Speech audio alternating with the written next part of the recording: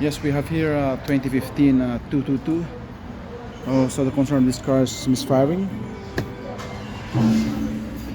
So we found the misfiring was in cylinder number 5 and number 1 cylinder. So we just replaced the spark plugs and coils, but same problem. Alright, so what we found is the harness was really bad. We found like short circuit capacitive. So now it's like a little bit tricky to repair this harness or replace the harness.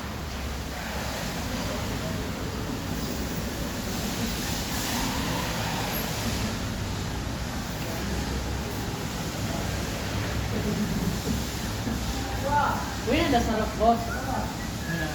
Gusto na? Don't get instant cheese. Ha? Instant cheese is not